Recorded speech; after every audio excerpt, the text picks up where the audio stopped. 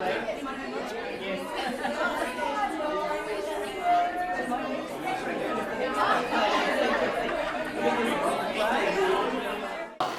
year two child Jake was constantly pushed over in the class lineup by another child and laughed at by the other children, but never reported the pusher.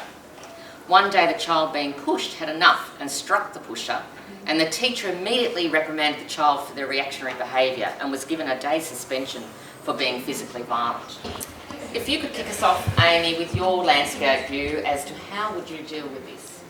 I guess my first response is, how has the teacher not picked this up? You need to know your kids and you need to be really vigilant in what's happening. And I would have hoped that the teacher had picked this up and already had a discussion with the perpetrator of the negative behaviour. But in our school, which we learned from John, was we use the word kindness or kind all the time. So we have a no violence, no tolerance to violence, so both students would be suspended. But the likelihood in our case, and I haven't worked in a primary, is that the victim, even though they had then become aggressive and responded in an aggressive manner, would have an internal suspension, and the bully with the repeated behaviour would probably have an external. But the conversation would be about, is it kind? Really to the person who had initiated the behaviour. So we use that all the time. I use it with my staff all the time.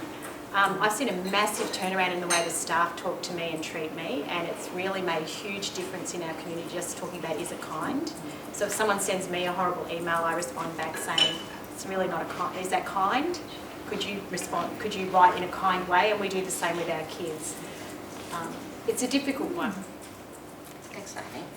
So Andrew, what are the things all of us should be aware of from a psychological perspective? Well, the first is, what the hell are you doing having kids line up? What does that teach kids to do? Really? Just to queue, that's good. So the school needs to think about that. That's the first thing. The second thing is, there's always a story behind anger. And so the kid who has been angry, we need to understand their perspective. And that's important before we just go into suspension mode or whatever the punishment is, because anger serves a purpose in people's lives and it plays a role. And so we need to think about, usually anger, I won't go into this for too long, but acts as a fortress, and so we strengthen ourselves when we're angry, and so there's a reason for it. The third part of it really is the kids that are laughing. Now, in a way, here's an opportunity to kind of help those kids to realise that they have, to follow your word, they have a responsibility to be kind rather than to be careless of somebody who's being thrust out of line. And so they can actually play a constructive role in helping both kids really to settle themselves.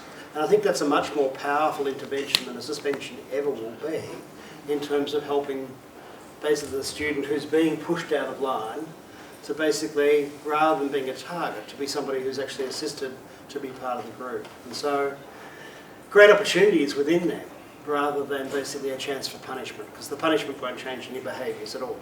Can I just respond to that and saying the most powerful thing you can do is get those two students together to talk about their relationship and to mediate and to build a positive relationship rather than a negative one. And often you find that what starts off as antagonism can become a friendship after and positive relationship. Yes, although I would probably start with the students who are laughing, to be honest, because I think they are implicitly rewarding the behaviour, and I think by them changing their ways, the framing of the other two will alter. Thank you. So I'm going to turn to both Keisha and Emily as students and both respond obviously individually. So from a student perspective, what do you, and obviously you've been on the journey of your education right from primary through to secondary, so reflect on what do you see as the prevailing and pivotal issues facing the student here? Well, I guess for the student, Jake himself, I kind of see it as that persona of being a dibber-dobber. I guess like he's only year 2 and he's quite young, so it's kind of at that age starting that division between the difference between blaming someone when they're not actually doing something, but then in this case it's not being a dibber-dobber, but it's reporting something that's causing you, you know, anger, I guess, in the situation and not knowing how to deal with it. So I think that's kind of the one issue. But then also kind of like what Amy said, I guess, how the teacher responded and not taking that opportunity to really talk and figure out the deeper issues. I think for me, the two issues that come to mind straight away are communication and culture. And so one of the things that is important is the kid Jake who struck another student. It wasn't unprovoked, and that's not to say that it was okay, but that it shouldn't have escalated that far. And I think that that was really important, that a teacher should have picked that up quicker. And the thing about not being able to report is, like Emily said, it's a little bit of not wanting to be alienated further from a group that they already are. But that is also sort of a culture issue within the class and something that the teacher can try to manage, but also make sure that they're open enough that kids actually feel comfortable being vulnerable and being communicative with them. Given these contributions so far under relationship approach, what steps could be taken in this scenario? Well, I think Andrew's right in the sense that all the other students will have known this is going on. So I think it's very important that you establish a culture that is based on kindness, and that no student feels that they cannot, in one way or other, stand up rather than stand by. So be an upstander rather than a bystander. I think this is really, really important, and this is good quality friendship. So I think it's important to talk to all the class, and then to go to the two people that have been involved and do what Amy said, bring them together, but do that carefully, but know the backstories, because there could be all sorts of backstories there, and be very mindful that if you punish, then you won't educate. So all you'll do will be to entrench the behaviour. So somewhere along the line you have to be constructive rather than destructive in how you manage that.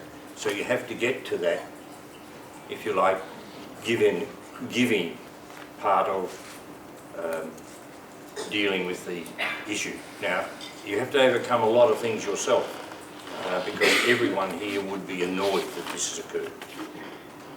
You'd be put out by it, compromised by it. So how do you deal with that yourself? And what do you bring to that particular issue, and how do you manage it? Do you shame? Do you shame and blame? Well, that's harm. So these are really important things. So I think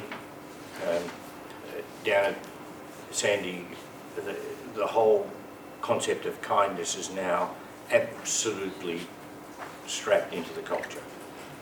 Can I just qualify? I mean, parents expect us to have consequences, and so we normally put them in place. But behind that is, while we do a lot of what we call internal suspensions, gives us a chance to talk to the child outside the situation. Also gives us a chance to engage them with our wellbeing team. So rather than use the word punishment, I just think it gives us a time out to try and find out what is going on. I would have hoped that the teacher had picked this up and we would know much earlier, because I can tell you that my biggest disappointment is when I have to turn around to a staff member and say, you were aware of this and you didn't alert any of us, and there is always a reason.